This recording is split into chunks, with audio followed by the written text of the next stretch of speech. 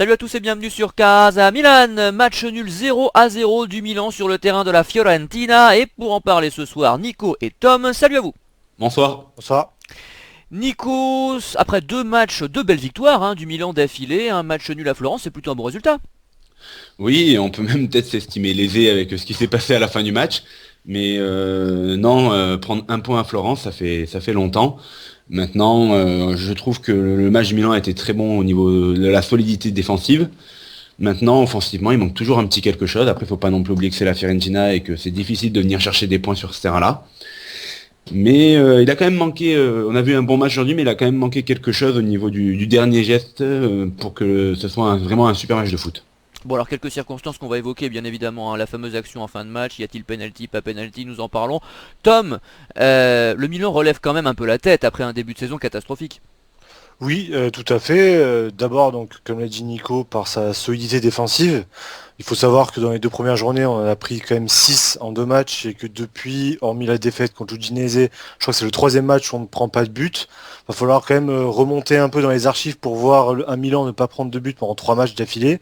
Je pense que ça fait bien longtemps, surtout vu les dernières saisons. Mais au-delà de ça, oui, c'est un peu plus plaisant, c'est pas folichon. C'est le projet se met en place vraiment tout doucement, mais il y a un petit progrès effectivement, et ça se ressent sur les matchs, d'autant qu'on n'a pas affronté des équipes lambda, la Lazio, la Samp et là la Fiorentina, c'est de belles équipes, et je pense que beaucoup d'équipes se casseraient les dents sur ces équipes-là, donc c'est pas plus mal.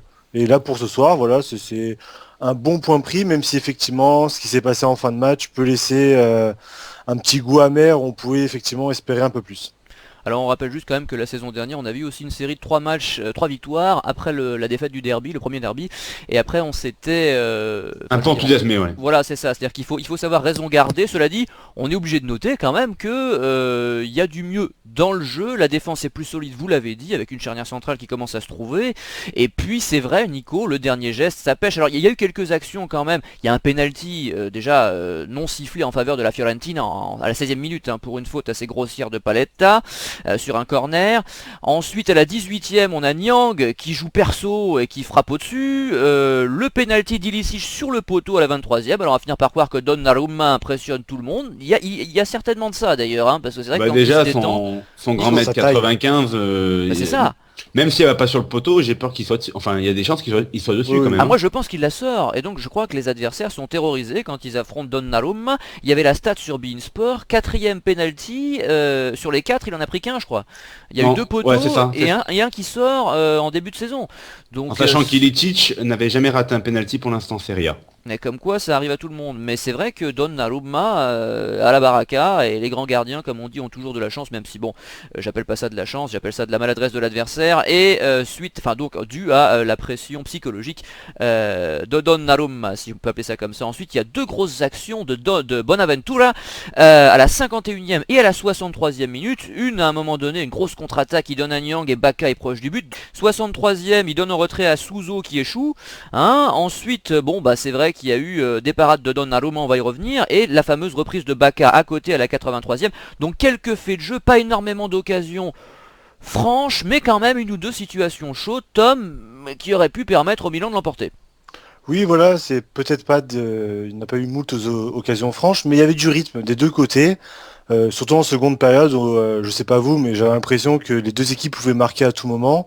Il y avait des actions chaudes en fait, où il y avait du danger à chaque attaque. C'était pas un piètre 0-0 où on s'est fait chier pour parler grossièrement. Là, voilà, il y avait des actions et ça jouait plutôt pas mal. C'est ce que j'en retire de ce match. Nico, tu valides? Qu'as-tu pensé globalement de la prestation collective et puis de ces faits de jeu? Alors notamment de cette dernière minute, tiens allons-y, parce que on n'a pas vu le ralenti, enfin je sais pas, peut-être que toi tu l'as vu, mais moi Moi j'ai vu le ralenti, alors faut savoir que alors... le ralenti, il y a faute. Hein.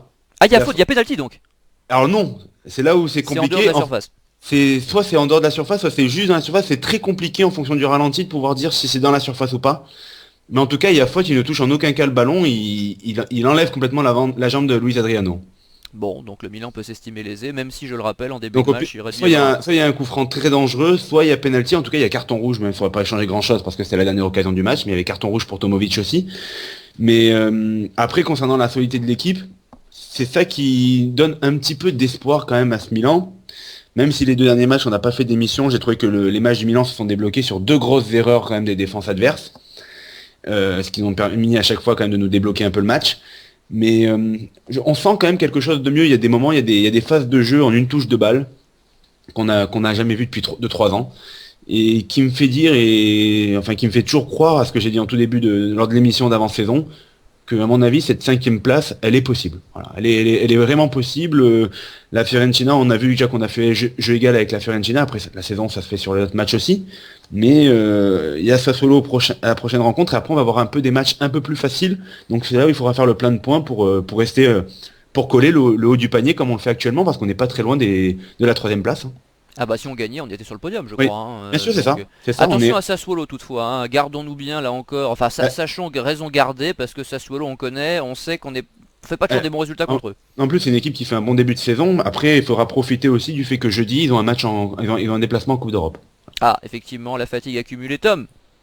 Oui, je voulais réagir un peu sur le point qu'a dit Nico, sur le fait d'enchaîner les matchs, notamment quand les adversaires seront un peu plus faibles. Il faut quand même se rappeler malheureusement que l'année dernière, c'est un peu ce qui nous a manqué. Parce que j'ai le souvenir d'un Milan qui n'a pas été très mauvais contre les gros, à l'exception effectivement du 4-0 pris contre Naples en début de saison.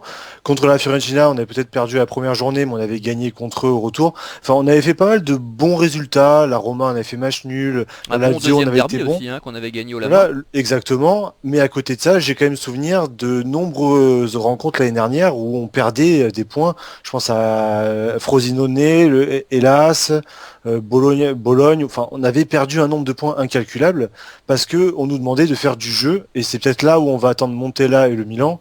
C'est de voir si l'on est capable de voir un Milan qui fait du jeu, qui sait faire du jeu et qui sait gagner en ayant la possession et en dominant. Parce qu'au final, le seul adversaire qui était venu en défendant et en contrant, c'est l'Udinese, et on a vu ce que ça a donné. Donc, à voir. Je peux comprendre l'optimisme un peu de Nico, qui peut croire à cette 5e place, mais je vais quand même personnellement attendre de voir un Milan face à des petits adversaires, voir si on est capable justement de faire notre jeu et de gagner des points. C'est vrai, Tom, juste un petit bonus avant qu'on en vienne aux joueurs. Il y a un gros point positif quand même, moi ça fait partie des choses que je souhaite depuis des années, c'est qu'on voit de plus en plus les jeunes. Calabria est titulaire, Exactement. ce qui est logique vu qu'Abate est à peu près à 60% de ses capacités physiques, donc il n'y a absolument rien d'aberrant, et il est même parfaitement souhaitable que Calabria démarre les matchs en ce moment. Locatelli entre en jeu, on le voit de plus en plus, Donnarumma évidemment est dans les buts. Bon, les choses évoluent. Et on a vu aussi quelque chose au niveau tactique, c'est que dès que Locatelli rentre, Montolivo joue plus haut. Voilà, Montolivo, on en parlait d'ailleurs, je pense que Nico, on attend ton commentaire avec impatience sur Montolivo. Mais d'abord, Tom, donc cet avis sur les jeunes, alors c'est plutôt sympa, non? C'est un des vrais points positifs que je peux trouver à Montella. C'est vrai qu'il n'a pas peur de lancer des jeunes. Ça fait quand même plusieurs matchs de suite où on aligne quand même un joueur né en 99, donc Donnarumma, un 98 avec Locatelli, un 96 avec Calabria, sans oublier Nyang qui est de 94 et Romagnoli qui est 95. On a quand même énormément de jeunes joueurs qui jouent et on finit les matchs avec une équipe vraiment très jeune. Donc ce point-là, effectivement, c'est très plaisant à voir. Et surtout les joueurs du cru, hein, je considère pas vraiment Nyang ou Romagnoli parce qu'ils n'ont pas le même statut, parce qu'ils viennent d'ailleurs, où ils ont été payés 25 millions. Voir des jeunes comme Calabria ou Locatelli qui sont vraiment du club, qui ont été formés par le club, qui sont là depuis des fois 10 ans, bah ouais, ça fait plaisir, ça fait du bien. D'autant qu'ils rendent de belles copies. Calabria et les résultats sont bons. Les résultats de l'équipe sont bons avec Exactement. les jeunes. Et c'est ça que je disais moi à l'époque où on titularisait Emmanuelson et toute la clique là, comment il s'appelle, le Muntari et tout ça. Je disais mais attendez, ces gens-là sont mauvais. Pourquoi on met pas les jeunes? J'étais convaincu qu'on ferait des meilleurs résultats, au moins aussi bons, voire meilleurs. En l'occurrence là, c'est plutôt meilleur avec les jeunes. Ça se vérifie, tant mieux. Après, il faut que ça dure bien sûr. Mais enfin, c'est plutôt positif. Alors je corrige simplement, c'est pas Nyang qu'on a payé 25 millions, c'est bien Romagnoli. Hein, oui, voilà, évidemment. Dans le même sac. On n'a pas quand même été jusque là. Le Milan a fait beaucoup de choses, notamment l'affaire Matri, un peu étonnante, mais enfin mettre 25 millions sur Nyang, on n'est pas encore tombé si bas. Bon, on inaugure avec Nico justement, parce que c'est lui qui me l'a soufflé, une nouvelle formule ce soir, plutôt que de parler de tous les joueurs sans exception, ligne par ligne, et de risquer de nous répéter comme ça nous arrive très souvent. Eh bien, nous allons faire nos tops et nos flops de la rencontre. On va parler des joueurs qui ont marqué ce match. Nico, c'est à toi. Si tu peux nous sortir 2-3 joueurs comme ça, alors je sais que c'est dur pour toi, mais positif, voilà, des joueurs qui ont sorti une belle partie. Montolivo. Ah, bah c'est bien. C'est là toute ma force, je sais reconnaître, même quand un joueur je n'arrive plus à le piffrer, alors que dès le début du match je me disais mais je leur rends quand ils le veulent aux supporters de la Fiorentina, alors Montolivo. Non, il a fait un bon match. Déjà, même avant son replacement tactique, mais déjà contre la Lazio, il avait fait déjà une bonne partie, et là, il a été très très juste, il a quasiment perdu aucun ballon, il n'y a pas eu de passe dangereuse donnée à l'adversaire déjà, et il a su bien orienter le jeu. Et après, dès il a eu ce replacement tactique avec Locatelli qui est rentré, et qu'il a joué plus haut, ce qui s'était déjà passé, si je dis pas de bêtises, contre la Lazio, il a donné quelques bons ballons au niveau offensif, et c'est quand Avec même... un extérieur du pied en profondeur là qui aurait... Bien sûr, qui aurait et pu si je dis pas de bêtises, je crois que c'est lui qui donne le ballon à la fin sur Luis Non, c'est Adriano. Locatelli. Ah, bah en tout cas, elle était très belle l'ouverture. Mais voilà. Et défensivement, Nico, il faut le dire, parce qu'il s'est sacrifié, il a taclé, il a récupéré un nombre de ballons incroyable.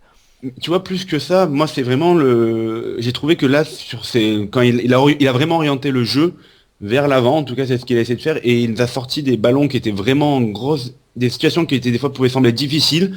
Il nous a sorti le ballon très proprement, et il a permis à l'équipe de souffler, et on l'a même pu voir 2-3 gestes techniques qui sont vraiment d'un genre de grande classe, et c'est le Montolivo que malheureusement, même si j'ai avoir quand même un bémol, on le voit 3-4 fois dans l'année seulement, donc on en profite. L'année dernière on l'a vu un peu plus quand même, Nico. Bon, allez, T'exagères. Enfin voilà, mais en tout cas il a fait un très bon match aujourd'hui, il faut le souligner. Ensuite, en numéro 2, si je pouvais dire quelqu'un, je vais dire Bonaventura qui est monté en régime au fil du match. C'est quand même lui, c'est le joueur principalement quand même au milieu qui aide nos deux ailiers et notre buteur quand même à se créer des occasions chaudes, parce que quand même au Milan, si on peut avoir un défaut sur cette équipe, c'est que et de toute façon il y a une stat qui est édifiante, 9 des 10 derniers buts du Milan sont marqués par Bacca et Nyang, le 10e c'est Suso, donc ça veut dire qu'en dehors en fait des 3 joueurs offensifs, il n'y a pas grand monde qui marque dans cette équipe, et c'est peut-être pour ça aussi qu'on a du mal à se créer des situations vraiment dangereuses.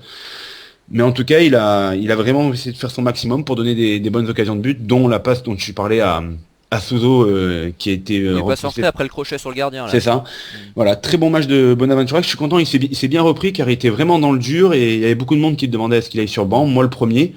Et voilà, il s'est bien repris, là, il a fait parler le terrain, et c'est ce qui est le plus important. Et justement, Nico, tu parlais du jeu à une touche de balle, etc. Mais ça coïncide très largement avec le retour en forme de Bonaventura. C'est-à-dire que c'est le joueur clé dans cette équipe, on le sait. Alors que si en plus Montolivo élève son niveau de jeu, c'est formidable. Mais c'est Bonaventura qui assure la vraie liaison milieu-attaque, ça s'est vu ce soir. Et c'est là qu'on a retrouvé des petites combinaisons techniques comme ça entre les attaquants, qui faisaient pas d'ailleurs toujours quelque chose de bien. Mais enfin, au moins, il y avait lui qui était là, l'inspirateur, le métronome devant, qui donnait les meilleurs ballons tout simplement, et qui faisait la liaison milieu-attaque aussi par ses courses et par sa technique et par son sens du dribble. C'est vrai qu'ils sont pas nombreux dans l'équipe à savoir le faire, donc c'est intéressant de le souligner, d'autant comme tu le dis qu'il était vraiment pas bon en début de saison. Et juste pour finir, un bon point à cette charnière centrale qui, 3 matchs de suite que le Milan n'a pas pris de but. Alors ça, c'est une performance qui date depuis un certain temps au Milan AC. Voilà. Bah on risque de se répéter parce qu'on a exactement le même trio, Nico, donc c'est assez gênant. J'avais juste mis Donnarumma en plus parce que j'ai trouvé que les rares choses qu'il a eu à faire, il les a très bien faites. Mais c'est vrai que la charnière centrale, très bon. Paletta, un peu agaçant parfois par ses fautes, et c'est vrai qu'il est assez nerveux et il a tendance à mettre le pied. Mais les interventions les plus décisives défensivement, les trajectoires les plus dangereuses coupées, c'est par lui.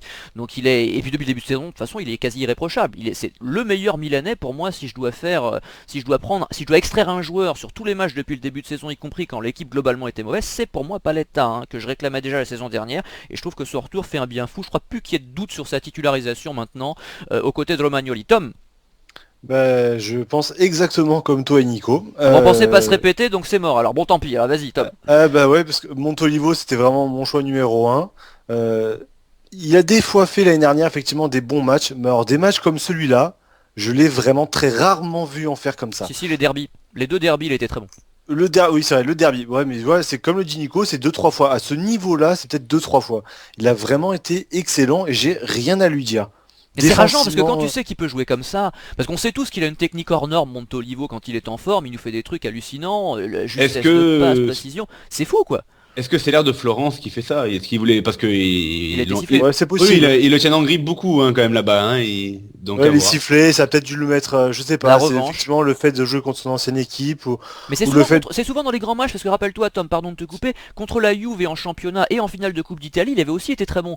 Donc je veux dire, c'est souvent quand il y a une grosse opposition qui répond présent. Oui, mais à côté de ça, cette année contre Naples, il avait été imbuvable, et l'année dernière déjà à Naples, il avait été mauvais. Ça reste très inconstant, même dans les gros matchs. Ce jour-là, quand il les sort, ça va être peut-être dans les plus dans les grosses rencontres possibles, c'est vrai. J'ai pas vraiment le détail de tous les bons matchs qu'il a fait, parce qu'il n'y en a pas non plus immensément. Mais voilà, c'est que c'est inconstant. C'est que oui, tu regardes ce match-là, tu te dis, ben Montolivo, tous les jours, je le veux avec moi dans l'équipe. Bien évidemment que on le prolonge et bien évidemment qu'on n'a pas besoin de Badège ou Paredes. Mais on sait que ce Montolivo-là, on le voit 5, 6 fois.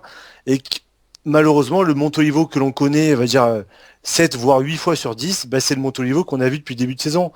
Donc c'est voilà, c'est dommage, c'est dommage. C'est frustrant parce que il est pris en grippe et probablement à juste titre. Et quand tu vois ça, bah, tu fais bah ouais mec, mais fais plus de bonnes prestations, on ne prendra pas en grippe quoi. Ouais, Donc c'est voilà. sûr. Petite réaction de Nico avant que tu passes à ton deuxième joueur. C'est à se demander s'il a du caractère, quoi. Ben oui, on a toujours dit qu'il était exemplaire en ce qui concerne l'attitude, c'est-à-dire qu'il n'y avait pas un mot plus haut que l'autre, mais qu'il n'était pas fait pour être capitaine et que donc il manquait certainement de caractère, qu'il savait pas s'imposer. Et c'est ça qui lui manque, c'est le Bah mental. si, On sait tous. parce que c'est pas la première fois qu'à Florence, il fait des très bons matchs. Depuis qu'il est sous le cœur du Milan, je me rappelle d'un match où on avait fait 2 partout lorsqu'on jouait pour C'était la sa dernière première phase année. qualificative. L'année où on se bat C'est avec la Fiorentina c'est pour la sa troisième première place. année au Milan. C'est sa première année au Milan, Qui c'est marque, l'année où il revient à Florence. Mais qui sa marque, première année au Milan, il était bon toute l'année, hein. oui, je me rappelle qu'il marque, il marque même à Florence en se faisant copieusement siffler. Mais, voilà. Mais c'est quand même à noter, c'est un terrain qui lui réussit. Bon, Tom. Bah, je continue un peu sur la lancée de Nico. Mon deuxième, c'est effectivement Bonaventura. Il avait eu un ou deux matchs, donc l'Udinese et je crois et la Samp, où il avait été vraiment imbuvable. Où on a l'impression que c'était son cousin Germain un peu atrophié qui jouait, parce que c'était assez impressionnant. Et là, contre la Lazio, il y avait du mieux, effectivement. Et là, c'était ouais, vraiment un vrai mieux pour lui. Euh, voilà, j'ai pas grand chose à rajouter par rapport à ce qu'a dit Nico, c'est que c'est un joueur essentiel au club, on le sait que quand il va pas bien, ben forcément le jeu du Milan s'en ressent énormément. C'est peut-être l'un des joueurs d'ailleurs où on voit vraiment de suite s'il est pas bien parce que le Milan après de suite plonge pardon. Et voilà, donc là moi je suis très content de le revoir à ce niveau-là et j'espère que ça va durer. Mais est-ce qu'il n'y a pas eu, J'espère aussi Tom? qu'on va réussir à le gérer un peu mieux parce que j'ai un peu en tête cette titularisation pardon, à Udine où il sort de 2 matchs Ouais. avec l'équipe italienne et c'est là où ça commençait un peu à pêcher. J'espère que s'il continue à jouer et si d'ailleurs il continue à être appelé par Ventura, j'espère qu'on aura l'intelligence de le mettre peut-être sur le banc et de le faire souffler parce que il se donne tellement pour l'équipe, il donne tellement voilà, pour le jeu qu'il faut essayer de le gérer avec intelligence. Mais est-ce qu'il n'y a pas des joueurs, Tom, qui subissent le contre-coup, qui ont subi en début de saison le contre-coup de la préparation foncière?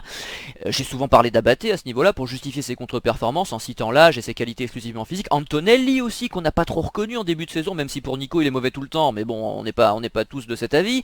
Et Bonaventura, donc, qui lui a d'autres qualités certes, mais enfin qu'on a eu du mal à retrouver en début de saison.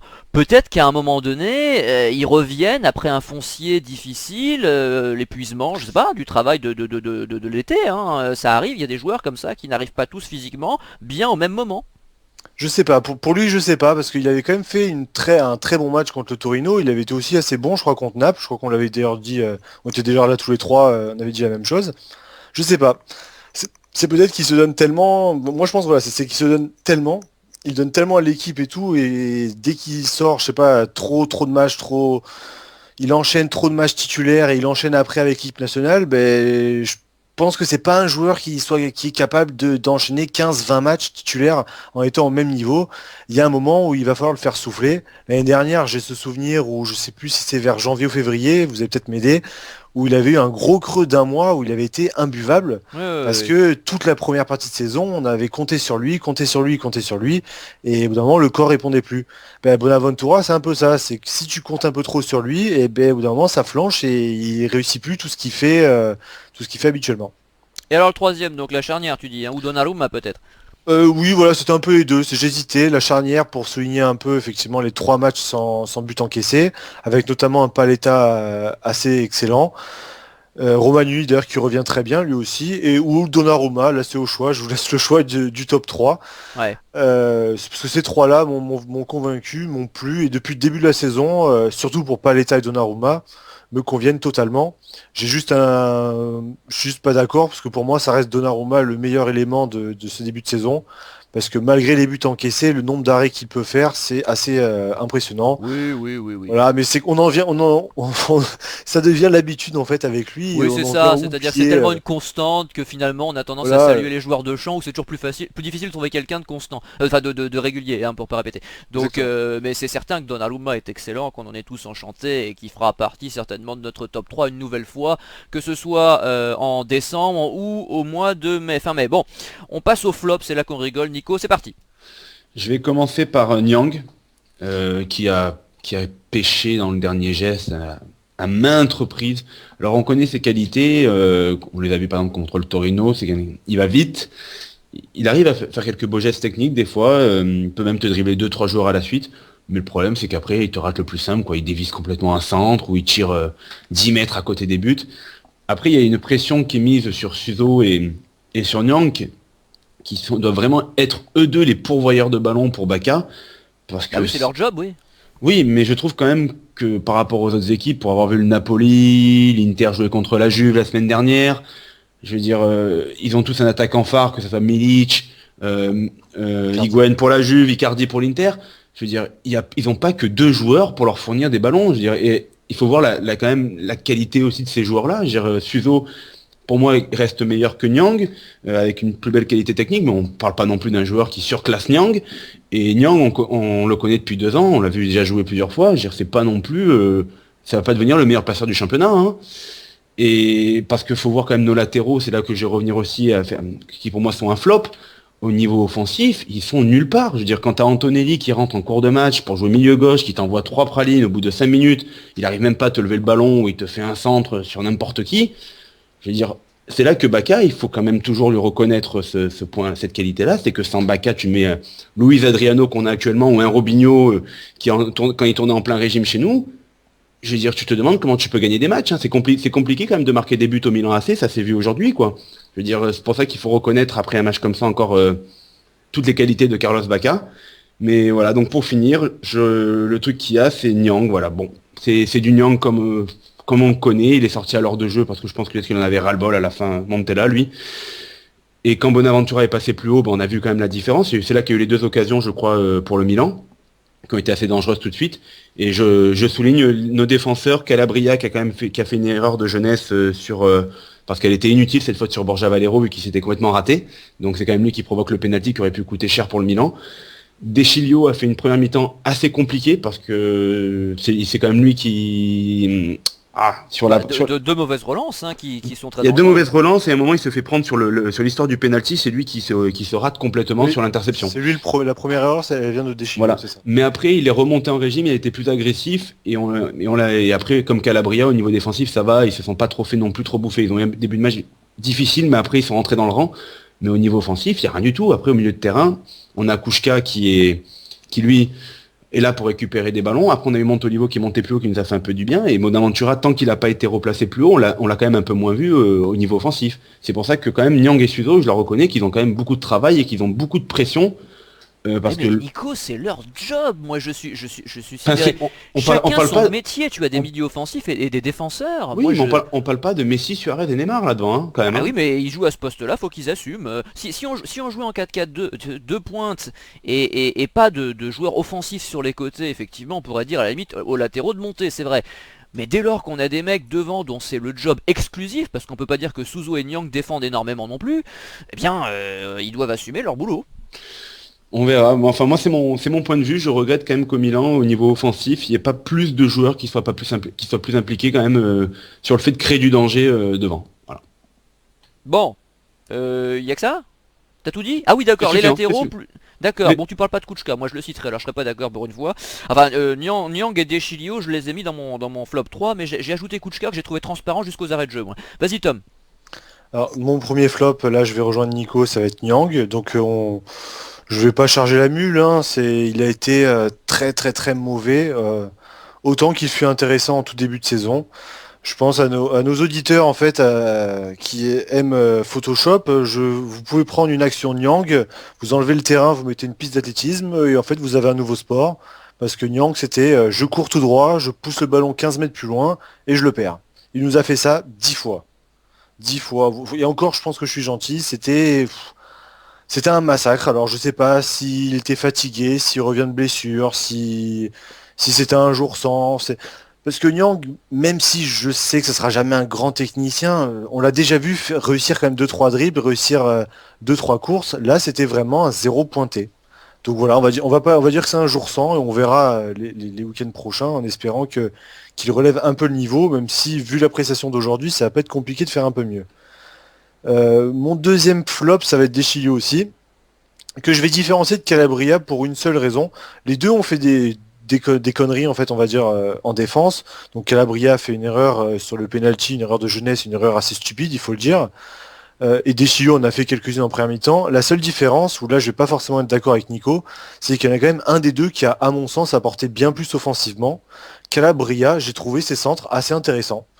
Il fait, je crois, sur un 1-2 avec Sousso en première période où ça arrive, il fait un centre à terre sur Baka que Baka rate. En deuxième mi-temps, pareil, je crois que Calabria balance un ballon juste devant le gardien qui est proche de Nyang ou de Bonaventura, je sais plus. Et en fin de rencontre, la reprise de volée de Baka vient aussi d'un centre de Calabria, du pied gauche d'ailleurs, où j'ai trouvé d'ailleurs que Calabria avait un pied gauche meilleur que le pied droit d'Abaté, mais enfin c'est un autre problème. Qu'est-ce qu'il prend? Qu'est-ce voilà. qu'il prend? Et on en Oui, reparlera bah, quand même c'était d'Abaté s'il c'était revient à une petite 100%. boutade, voilà. Hein? Mais non, ouais, Calabria, j'ai trouvé voilà, qu'offensivement, il apportait un peu, malgré un déficit physique et quelques erreurs en défense. Je l'ai trouvé assez intéressant, il proposait quand même plus de choses, et d'ailleurs l'entente Sousso-Calabria a été à mon sens bien plus intéressante que l'entente Deschilio-Nyang qui a été quasiment inexistante. Ah, certainement, oui. Donc voilà pourquoi je vais mettre Deschilio pour sa première mi-temps un peu mauvaise. Et alors le troisième flop, ça va être pour Montella. Et ça m'embête parce que justement, par rapport à ce qu'il fait avec les jeunes, ça m'embête de le mettre, mais je n'ai pas compris ces changements. Ah oui, Antonelli surtout. Voilà, Bonaventura, il commençait à faire de bonnes choses à l'aile gauche, et il a dû rester quoi 5-10 minutes pour mettre Antonelli qui n'a pas fait un bon centre de sa rentrée. Puis même cette attitude, c'est un changement clairement défensif, c'est tu cherches le point du match nul, alors que tu fais jeu égal, tu es quand même relativement solide, tu sens que la Fiorentina elle peut prendre un but, surtout avec le trio Bonaventura, Bacca, Sousso. Ne change pas, ne mets pas Antonelli, et d'ailleurs ça c'est vu parce que après cette action-là, je sais pas si on a eu une seule action jusqu'à la fameuse faute, à la dernière action du match. J'ai pas compris ces changements, et y compris d'ailleurs là, Luis Adriano, même s'il m'a donné tort sur la dernière action, où j'aurais bien vu la Padula. Ah bah oui, la Padula, oui. Voilà. Donc j'ai pas compris ces changements, hormis donc le premier avec Locatelli qui m'a plu, les deux autres j'ai pas compris, et vu que je ne savais pas quel flop mettre, voilà. Donc ça sera pour monter là. Ah ouais, non, je suis surpris que vous n'ayez pas été marqué par le côté transparent de Kuchka. Moi j'ai l'impression qu'on a joué à 10, moi, personnellement. À part vraiment en toute fin de match, où on l'a effectivement vu un petit peu sur le plan défensif. Tu vois Nico, tu parlais de l'apport offensif, mais voilà quelqu'un qui pourrait aussi apporter un peu offensivement de temps en temps. On n'arrête pas de nous dire que c'est un box-to-box à la Boateng, qui n'est pas un exemple bien sûr, mais enfin le genre de type qui est capable de faire des allers-retours entre l'attaque et la défense, pour justement porter le danger. Alors défensivement... Hein? C'est un Muntari quoi. Voilà. Oui d'accord, mais enfin défensivement je l'ai pas vu faire grand chose, à part sur une ou deux actions, et offensivement il n'y a eu aucun apport. Donc si vous voulez, il y a eu trois milieux, et ben il y en a deux qui ont bien joué et un qu'on n'a pas vu. Donc moi ça m'a. Enfin son match m'a choqué personnellement. Je me demandais à un moment donné s'il jouait quoi. J'ai l'impression qu'il était sorti en deuxième mi-temps. Enfin bref, on va passer au mot de la fin, puisqu'on a été assez long finalement sur cette nouvelle rubrique. Donc Nico, c'est à toi. Le mot de la fin, moi, il sera pour Montella, qui, malgré ce qu'a dit Tom Tom, moi, je vais être assez content. Je suis assez content parce que ça fait depuis un certain temps que j'ai pas été aussi emballé en fait par un nouvel entraîneur. Je sens que si on lui donne quelque chose, si on lui laisse des responsabilités et faire ses choix, je pense qu'il peut faire quelque chose de bien avec ce Milan-là. Il faut savoir quand même que l'effectif, il n'a pas réellement changé quand même par rapport à ce qu'on avait avant. Et les deux joueurs sont revenus de près, donc c'est aussi des choix de coach. Là où Mihailovic a voulu se séparer de Paoletta et Suso, ben Montella lui a préféré les garder. Donc il fait pour l'instant, après ça ne fait que 6 journées bien sûr, mais je trouve que dans le jeu et dans les résultats surtout, il fait beaucoup mieux que ses prédécesseurs.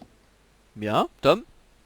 Alors ça sera deux petits mots de la fin. Le premier, ça va être un hommage à Sassuolo, notre prochain adversaire, qui sans cette défaite un peu idiote sur tapis vert contre Pescara serait, il me semble, troisième aujourd'hui, qui a brillamment commencé sa première campagne européenne par une victoire 3-0 contre Bilbao, excusez du peu, et qui porte fièrement un peu les couleurs italiennes, pas comme l'Inter qui perd contre un club israélien.